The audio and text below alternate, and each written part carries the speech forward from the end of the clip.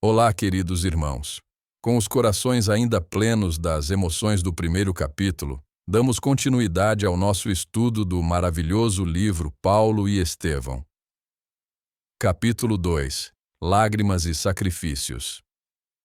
Acompanharemos neste capítulo os destinos distintos dos dois irmãos. Enquanto Abigail, sob os cuidados de Zacarias e Ruth, luta entre a vida e a morte, recuperando-se lentamente das feridas físicas e da alma, Gesiel inicia sua amarga jornada como escravo em uma galera romana. Veremos como sua nobreza de caráter e sua fé inabalável, mesmo no sofrimento, o destacam. Um ato de suprema caridade para com um patrício romano enfermo mudará seu destino de forma inesperada, concedendo-lhe uma liberdade precária e um novo nome. Na mais completa solidão e desamparo, em terra estranha, será através de mãos anônimas que a providência divina o guiará ao encontro dos primeiros seguidores do Cristo, em Jerusalém. Neste capítulo, testemunharemos como a divina providência age de maneiras que nossa vã sabedoria não pode prever. Veremos como um ato de pura caridade em meio ao cativeiro pode se transformar na chave para a liberdade, e como, mesmo na mais completa desolação, o amparo do Cristo se manifesta através de mãos inesperadas. Acompanhem a jornada de Gesiel das sombras da escravidão para a luz de um novo despertar espiritual. Vamos iniciar o texto do livro. A prisão que recebera as nossas personagens, em Corinto, era um velho casarão de corredores úmidos e escuros, mas a sala destinada aos três, conquanto desprovida de qualquer conforto, apresentava a vantagem de uma janela gradeada que comunicava o ambiente desolado com a natureza exterior. Joquedebe estava cansadíssimo e, servindo-se do manto que apanhara ao acaso, ao retirar-se, Gesiel improvisou-lhe um leito sobre as lajes frias. O velho, atormentado por uma aluvião de pensamentos, descansava o corpo dolorido, entregue a penosas meditações sobre os problemas do destino humano. Sem saber externar suas dores pungentes, engolfara-se em angustioso mutismo, evitando o olhar dos filhos. Gesiel e Abigail aproximando-se da janela, segurando-lhe as grades inflexíveis e abafando com dificuldade a justa inquietação. Ambos olharam instintivamente o firmamento, cuja imensidade sempre resumiu a fonte das mais ternas esperanças para os que choram e sofrem na terra. O jovem abraçou a irmã com imensa ternura e disse comovido: "Abigail, lembras-te da nossa leitura de ontem?" "Sim", respondeu ela com a ingênua serenidade dos seus olhos negros e profundos. "Tenho agora a impressão de que os escritos nos davam uma grande mensagem, pois nosso ponto de estudo foi justamente aquele em que Moisés contemplava, de longe, a terra da promissão sem poder alcançá-la." O rapaz sorriu satisfeito por sentir-se identificado nos seus pensamentos e confirmou: "Vejo que estamos de perfeito acordo. O céu, esta noite, oferece-nos a perspectiva de uma pátria luminosa e distante. Lá, continuava apontando o zimbório estrelado, organiza Deus os triunfos da verdadeira justiça, dá paz aos tristes, conforto aos desalentados da sorte. Certamente nossa mãe está com Deus, esperando por nós." Abigail mostrou-se muito impressionada com as palavras do irmão e acentuou: "Estás triste? Ficaste agastado com o proceder de nosso pai?" "De modo algum", atalhou o moço, afagando-lhe os cabelos. "Estamos em experiências que devem ter a melhor finalidade para a nossa redenção, porque de outro modo, Deus não nos mandaria. Não nos aborreçamos com o pai", tornou a jovem. "Estive pensando que, se a mamãe estivesse conosco, ele não chegaria a reclamações de tão tristes consequências. Nós não temos aquele poder de persuasão com que ela, carinhosa sempre, iluminava a nossa casa. Lembras-te? Sempre nos ensinou que os filhos de Deus devem estar prontos para a execução das divinas vontades. Os profetas, por sua vez, nos esclarecem que os homens são varas no campo da criação. O Todo-Poderoso é o lavrador, e nós devemos ser os galhos floridos ou frutíferos na sua obra. A palavra de Deus nos ensina a ser bons e amáveis. O bem deve ser a flor e o fruto que o céu nos pede. Nessa altura, a bela jovem fez uma pausa significativa. Seus grandes olhos estavam velados por um tênue véu de pranto que não chegava a cair. Entretanto, continuou ela, emocionando o irmão carinhoso, sempre desejei fazer algum bem sem jamais o conseguir. Quando nossa vizinha enviuvou, quis auxiliá-la com dinheiro, mas não o possuía. Sempre que me surge uma oportunidade de abrir as mãos, tenho-as pobres e vazias. Então, agora penso que foi útil a nossa prisão. Não será uma felicidade neste mundo podermos sofrer alguma coisa por amor de Deus? Quem nada tem, ainda possui o coração para dar.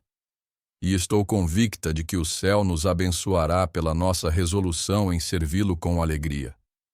O rapaz aconchegou-a ao peito e exclamou: Deus te abençoe pelo entendimento das suas leis, irmãzinha. Longa pausa estabelecera-se entre ambos, enquanto mergulhavam no infinito da noite clara os olhos ternos e ansiosos. Em dado instante, voltou a jovem a considerar: por que será que os filhos de nossa raça são perseguidos em toda parte, provando injustiça e sofrimentos?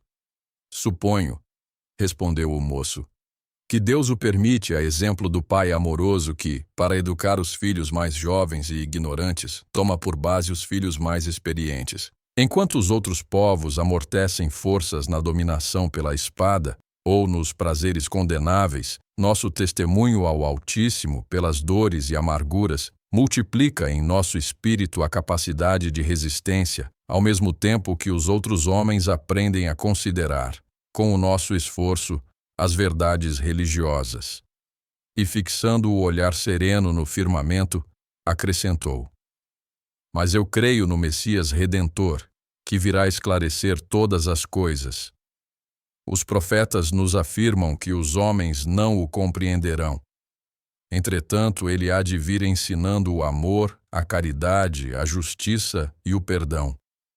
Nascerá entre os humildes, exemplificará entre os pobres, iluminará o povo de Israel, levantará os tristes e oprimidos, tomará com amor todos os que padecem no abandono do coração.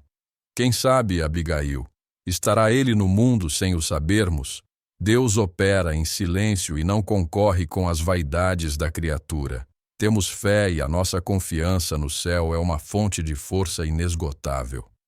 Os filhos da nossa raça muito têm padecido, mas Deus saberá por quê, e não nos enviaria problemas de que não necessitássemos. A jovem pareceu meditar longamente e obtemperou, depois de alguns instantes. E já que falamos em sofrimentos, como deveremos esperar o dia de amanhã? Prevejo grandes contrariedades no interrogatório, e afinal, que farão os juízes de nosso pai e de nós próprios? Não deveremos aguardar, senão, desgostos e decepções, mas não esqueçamos a oportunidade de obedecer a Deus quando experimentou a ironia de sua mulher. Nas desditas extremas, Job teve a boa lembrança de que, se o Criador nos dá os bens para nossa alegria, pode enviar-nos igualmente os dissabores para nosso proveito. Se o papai for acusado, direi que fui eu o autor do delito. E se te flagelarem por isso? Perguntou ela de olhos ansiosos. Entregar-me-ei ao flagício com a paz da consciência. Se estiveres junto de mim, nesse instante cantarás comigo a prece dos que se encontram em aflição. E se te matarem, Jesiel, pediremos a Deus que nos proteja. Abigail abraçou mais ternamente o irmão, que, por sua vez, dissimulava a custo a emoção que lhe ia nalma. A irmã querida constituíra sempre o tesouro afetivo de toda a sua vida. Desde que a morte lhes arrebatara a genitora, dedicara-se à irmã, com todas as veras do coração. Sua vida pura dividia-se entre o trabalho e a obediência ao pai. entre o estudo da lei e a afeição meiga companheira da infância. Abigail contemplava-o ternamente, enquanto ele a abraçava com o enlevo da amizade pura que reúne duas almas afins. Depois de meditar longos minutos, Gesiel falou comovido: Se eu morrer, Abigail, hás de prometer-me seguir à risca aqueles conselhos da mamãe, para que tivéssemos a vida sem mácula neste mundo. Lembrar-te-ás de Deus e da nossa vida de trabalho santificador, e nunca ouvirás a voz das tentações que arrastam as criaturas à queda nos abismos do caminho. Recordas-te das últimas observações da mamãe no leito da morte? Se recordo, respondeu Abigail com uma lágrima. Tenho a impressão de ouvir ainda as suas últimas palavras. E vocês, meus filhos, amarão a Deus acima de tudo, de todo o coração e de todo o entendimento. Gesiel sentiu os olhos úmidos com aquelas recordações e murmurou: Feliz de ti que não esqueceste. E como quem desejava mudar o rumo da conversa, acrescentou sensibilizado: Agora precisas descansar. Embora ela se recusasse ao repouso, tomou-lhe o manto pobre, improvisou um leito à luz baça do luar que penetrava pelas grades e, osculando-lhe a fronte com indizível ternura, advertiu afetuosamente: Descansa, não te impressiones com a situação. Nosso destino pertence a Deus. Abigail, para lhe ser agradável, aquietou-se como pôde, enquanto ele se aproximava da janela para contemplar a beleza da noite polvilhada de luz. Seu coração moço atufava-se de angustiosas cogitações. Agora que o pai e a irmãzinha repousavam na sombra, dava curso às ideias profundas que lhe empolgavam o espírito generoso. Buscava ansiosamente uma resposta às interrogações que mandava às estrelas distantes. Esperava com sinceridade e confiança no seu Deus de sabedoria e misericórdia, que os pais lhe haviam dado a conhecer. A seus olhos, o Todo-Poderoso sempre fora infinitamente justo e bom. Ele, que esclarecera o genitor e consolara a irmãzinha, perguntava também, por sua vez, dentro de si, o porquê das suas provas dolorosas. Como se justificava, por causa tão comezinha, a prisão inesperada de um ancião honesto, de um homem trabalhador e de uma criança inocente? Que delito irreparável haviam praticado para merecer expiação tão penosa? O pranto correu-lhe copioso ao relembrar a humilhação da irmã, mas também não procurou enxugar as lágrimas que lhe inundavam o rosto, de maneira a escondê-las de Abigail, que talvez o observasse na sombra. Rememorava, um a um, todos os ensinamentos dos escritos sagrados. As lições dos profetas consolavam-lhe a alma ansiosa. Entretanto, vagava-lhe no coração uma saudade infinita. Lembrava-se do carinho materno que a morte lhe arrebatara. Se presente aquele transe, a mãe saberia como confortá-los. Quando criança, nas suas pequenas contrariedades, ela ensinava que, em tudo, Deus era bom e misericordioso, que nas enfermidades corrigia o corpo e nas angústias da alma esclarecia, iluminava o coração. No desfile das reminiscências, considerava igualmente que ela sempre o incitara à coragem e à alegria, fazendo-lhe sentir que a criatura convicta da paternidade divina anda no mundo fortalecida e feliz. Edificado na fé, cobrou ânimo e, depois de longas reflexões, aquietou-se na laje fria, procurando o repouso possível no silêncio augusto da noite. O dia amanheceu prenhe de lúgubres expectativas. Dentro de poucas horas, Licínio Minúcio, rodeado de numerosos guardas e satélites, recebeu os prisioneiros na sala destinada aos criminosos comuns, onde se ostentavam alguns instrumentos de punição e suplício. Jochedeb e os filhos traíam na palidez do semblante a emoção profunda que os dominava. Os costumes da época eram excessivamente desumanos para que o juiz implacável e a maioria dos circunstantes se inclinassem à comiseração pelo aspecto desditoso deles. Alguns esbirros perfilavam-se junto dos potros de castigo, de onde pendiam açoites e algemas impiedosos. Não houve interrogatório, nem depoimento de testemunhas, como seria de esperar antes de providências tão odiosas, e, chamado rudemente pela voz metálica do legado, o velho judeu aproximou-se vacilante e trêmulo. Jochedeb, exclamou o algoz impassível e sanhudo. Os que desacatam as leis do império devem ser punidos de morte. Mas eu procurei ser magnânimo, em consideração à tua velhice desamparada. Um olhar de angustiada expectação transfigurou o rosto do acusado, enquanto o patrício esboçava um sorriso irônico. Alguns operários lá da herdade, continuou Licínio, viram-te as mãos perversas na tarde de ontem, quando incendiaste as pastagens. Esse ato redundou em sérios prejuízos para os meus interesses, além de ocasionar males talvez irreparáveis à saúde de 2 servos muito prestimosos. Como nada tens de teu para compensar o dano causado, receberás o justo corretivo em flagelações, para que nunca mais venhas a erguer tuas garras de abutre contra os interesses romanos. Sob o olhar angustiado e lacrimoso dos filhos, o velho israelita ajoelhou-se e murmurou: Senhor, por piedade. Piedade! Berrou Minúcio com rispidez. Cometes um crime e imploras favores? Bem se diz que tua raça se compõe de vermes asquerosos e desprezíveis. E designando o tronco, disse friamente a um dos sequazes: Pessênio, havia-te. Vergasta-o 20 vezes. Ante a muda aflição dos jovens, o respeitável ancião foi solidamente algemado. O castigo ia começar quando Gesiel, rompendo a expectativa geral, aproximou-se da mesa e falou com humildade: Questor ilustríssimo, perdoai minha covardia de haver calado até agora. Asseguro-vos, porém, que meu pai está sendo acusado injustamente. Fui eu quem incendiou os terrenos de vossa propriedade, perturbado pela sentença de confisco exarada contra nós. Dignai-vos, pois, libertá-lo e dar-me a minha merecida punição. Aceitá-la-ei de bom grado.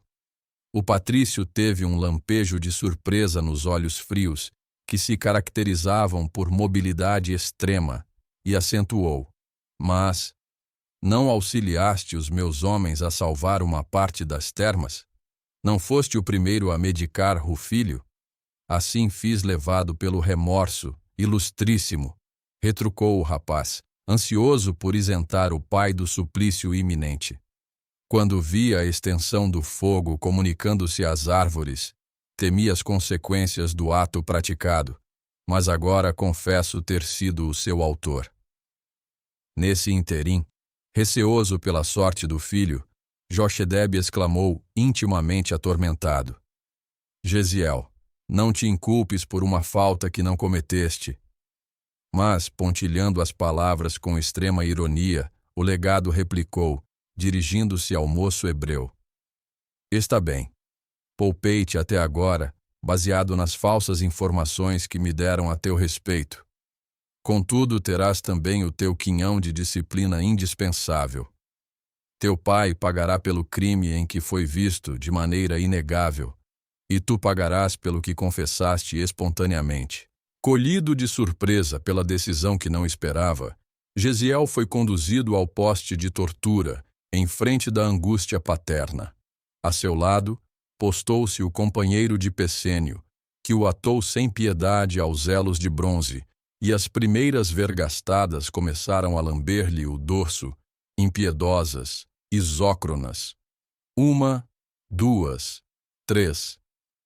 Jochedeb revelava profunda debilidade, vendo-se-lhe o peito a arfar penosamente, ao passo que o filho demonstrava tolerar o suplício com heroísmo e nobre serenidade. Ambos de olhos fixos em Abigail, que os contemplava excessivamente pálida, entremostrando nas lágrimas ardentes que derramava o cruciante martírio do seu espírito afetuoso. A punição terrível ia quase a meio, quando um mensageiro entrou no recinto e, em voz alta, anunciou ao legado em tom solene: Ilustríssimo, portadores de vossa casa participam que o servo Rufílio acaba de falecer. O cruel patrício franziu o sobrolho como costumava fazer nos momentos de explosão colérica. Sentimentos rancorosos lhe afloraram à face, que a perversidade de egoísmo exacerbado vincara de traços indeléveis. Era o melhor dos meus homens, bradou. Estes judeus malditos pagarão muito caro esta afronta. Filócrio, aplica-lhe mais 20 vergastadas e, em seguida, leva-o à prisão, de onde deverá seguir para o cativeiro nas galeras. Entre as pobres vítimas e a jovem aflita trocou-se um olhar de significação intraduzível. Aquele cativeiro era a ruína e a morte, e ainda não se haviam recobrado da cruel surpresa, quando o juiz inexorável prosseguiu. Quanto a ti, Pessênio, renova a tarefa. Esse velho, criminoso e sem escrúpulos pagará a morte do meu fiel servidor. Golpeia-lhe as mãos e os pés até que fique impossibilitado de caminhar e praticar o mal. Ante a sentença iníqua, Abigail caiu de joelhos, em preces ardentes. Do peito do irmão escapavam fundos suspiros, nevoando-se-lhe os olhos de lágrimas dolorosas, ao conjeturar a inexorável desdita da irmãzinha, enquanto o pai lhes buscava ansiosamente o olhar, receoso da hora extrema. As vergastadas continuavam sem trégua, mas, de uma feita, Pessênio não conseguira equilibrar-se, e a aguçada ponta de bronze do açoite lanhou fundo a garganta do pobre israelita, jorrando o sangue em borbotões. Os filhos compreenderam a gravidade da situação e entreolharam-se ansiosos. Em preces de sublimado fervor, Abigail dirigia-se a Deus, aquele Deus terno e amoroso que sua mãe lhe ensinara a adorar. Filócrio concluíra a sua empreitada. A fronte de Gesiel erguia-se a custo, exibindo pastoso suor tisnado de sangue. Os olhos fixavam-se na irmã muito amada, mas em todo o seu aspecto deixava transparecer profunda fraqueza, que lhe anulava as últimas resistências. Incapaz de definir os próprios pensamentos, Abigail repartia sua atenção angustiada com o pai e o irmão.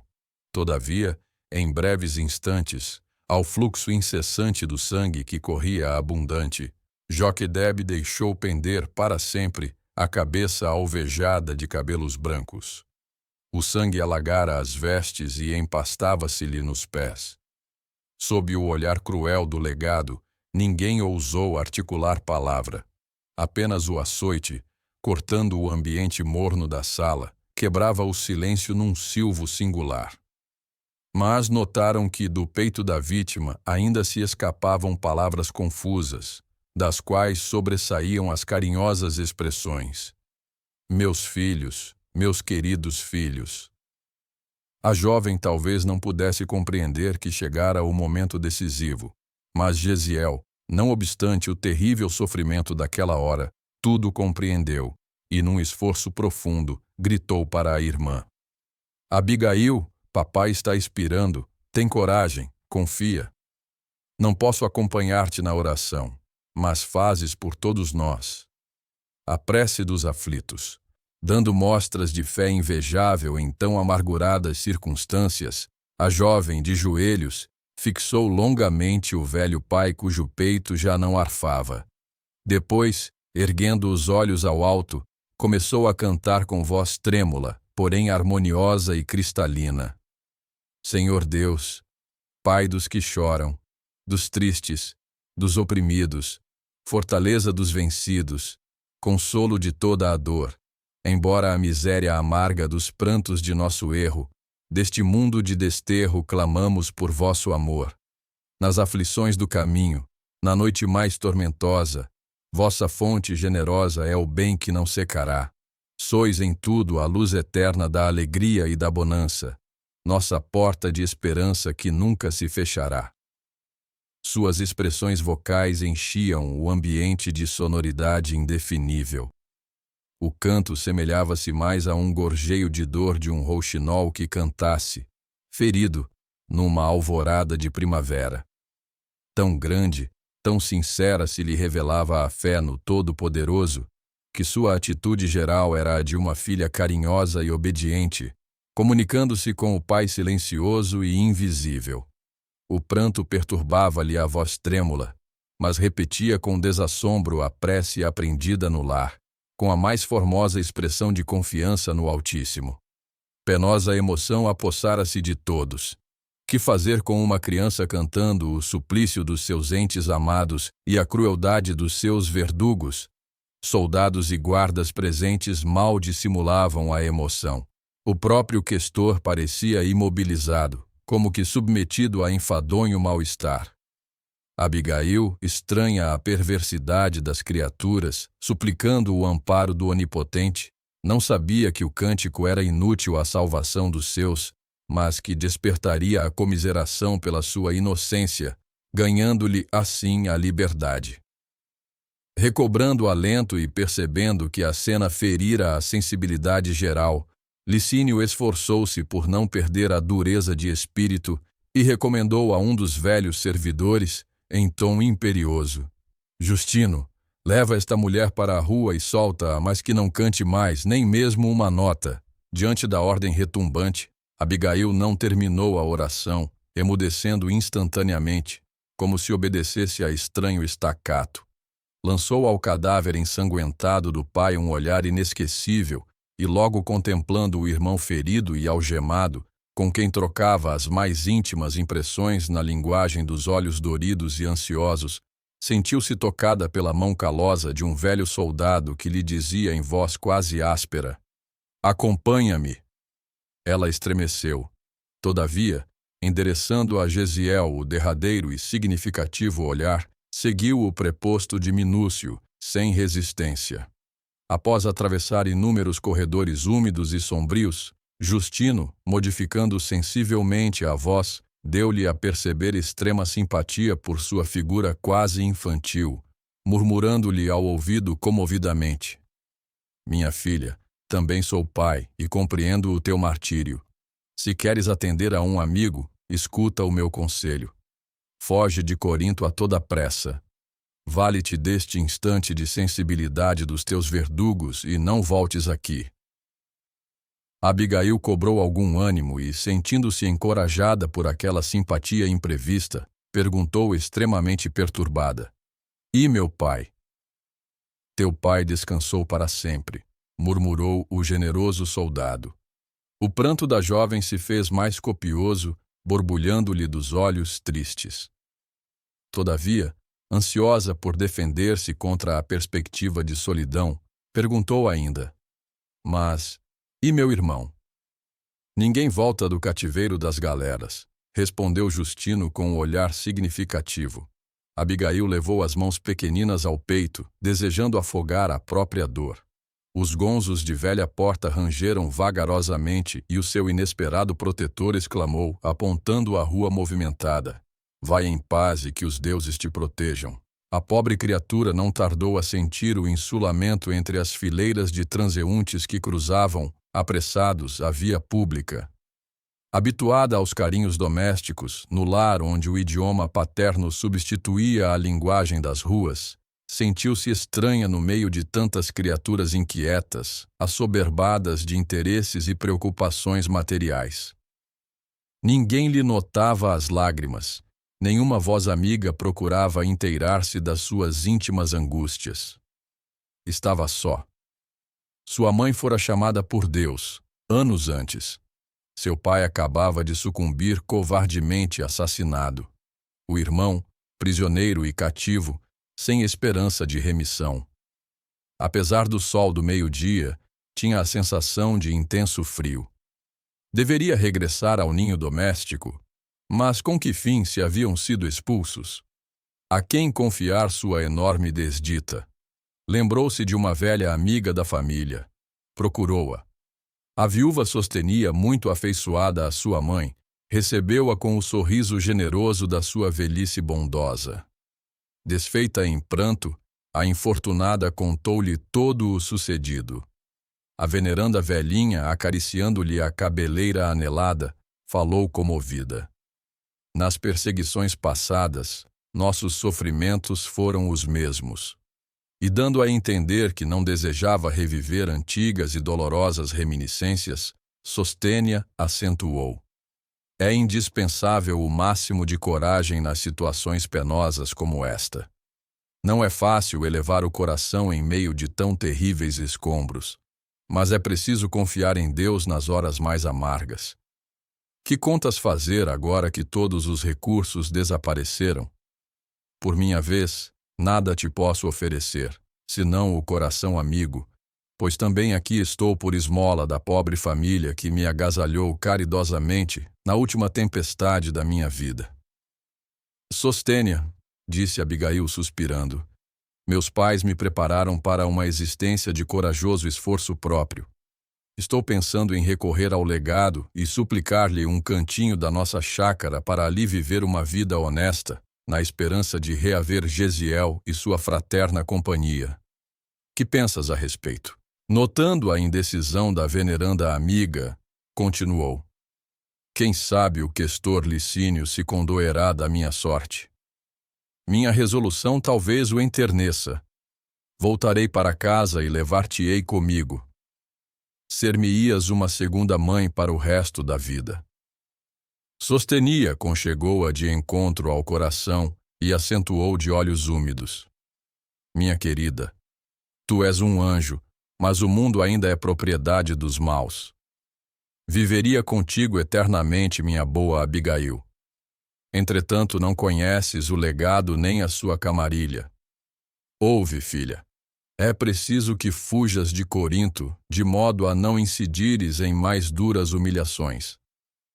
A moça teve uma exclamação de abatimento e, depois de longa pausa, acrescentou: aceitarei teus conselhos, mas antes de qualquer providência, necessito voltar a casa.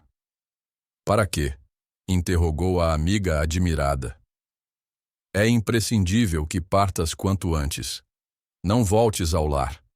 A esta hora, é possível já esteja ocupado por homens sem escrúpulos que te não respeitariam. Convém-te uma atitude de sincera fortaleza moral, pois vivemos uma época em que necessitamos fugir da perdição, como Lot e seus familiares, correndo o risco de sermos transformados em estátua inútil se olharmos para trás. A irmã de Gesiel bebia-lhe as palavras com dolorosa estranheza, em face do imprevisto da situação. Passado um momento, Sostênia levou a mão à fronte, como a recordar uma providência oportuna, e falou com animação: lembras-te de Zacarias, filho de Hanã? Aquele amigo da estrada de Sencreia? Ele mesmo. Fui informada de que, em companhia da esposa, prepara-se para deixar definitivamente a Acaia, por haver sido assassinado pelos romanos irresponsáveis, nestes últimos dias, o seu único filho. Confortada por ardente esperança, concluía com ansiedade: corre à casa de Zacarias. Se ainda o encontrares, fala-lhe em meu nome. Pede-lhe acolhimento. Ruth é um coração generoso e não deixará de estender-te as mãos generosas e fraternais. Sei que ela te receberá com afagos maternos. Abigail tudo ouvia, parecendo indiferente à própria sorte. Mas Sostênia fê-la considerar a necessidade do recurso e, decorridos minutos de consolações recíprocas, a jovem, sob o calor causticante das primeiras horas da tarde, pôs-se a caminho para Sencreia, dando a impressão de um automato que vagasse na estrada, a que vários veículos e inúmeros pedestres imprimiam considerável movimento. O porto de Sencreia ficava a certa distância do centro de Corinto. Situado de maneira a servir às comunicações com o Oriente, seus bairros populosos estavam cheios de famílias israelitas, fixadas de longa data nas regiões da Acaia, ou em trânsito para a capital do império e adjacências. A irmã de Gesiel chegou à casa de Zacarias dominada por terrível abatimento. Aliado à vigília da última noite e às angústias do dia, penoso cansaço físico lhe agravava os desalentos. Pernas trôpegas, a relembrar o pai morto e o irmão prisioneiro, não reparava em si própria, no mísero estado do seu organismo enfermo e desnutrido. Somente ao defrontar a modesta morada do amigo, verificou que a febre começava a devorar-lhe as entranhas, obrigando-a a refletir nas suas dolorosas necessidades. Zacarias e Ruth, sua mulher, atendendo ao chamado, receberam-na espantados e aflitos. Abigail! O grito de ambos revelava grande surpresa, com o aspecto da jovem despenteada, face esfogueada, olhos fundos e vestes em desalinho. A filha de Jochedeb, perturbada pela fraqueza e pela febre, rojou-se aos pés do casal, exclamando em tom lancinante: Meus amigos, tende piedade do meu infortúnio. Nossa boa Sostênia lembrou-me vosso afeto, no transe doloroso por que passo.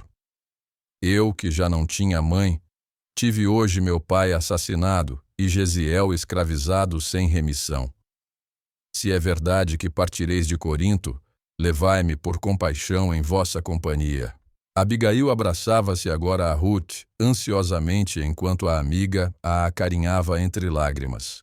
Soluçante, a jovem relatou os fatos da véspera e os tristes episódios daquele dia. Zacarias, cujo coração paterno acabava de sofrer tremendo golpe, abraçou-a com afeto e amparou-a sensibilizado, exclamando solícito: Dentro de uma semana voltaremos à Palestina. Ainda não sei bem onde nos vamos fixar, mas nós que perdemos o filho querido, teremos em ti uma filha estremecida. Acalma-te. Irás conosco. Serás nossa filha para sempre. Incapaz de traduzir seu jubiloso agradecimento, atormentada pela febre alta, a jovem ajoelhou-se, em pranto, procurando externar sua gratidão carinhosa e sincera. Ruth tomou-a ternamente nos braços e, qual desvelado anjo maternal, conduziu-a a um leito macio, onde Abigail, assistida pelos 2 amigos generosos, delirou 3 dias, entre a vida e a morte.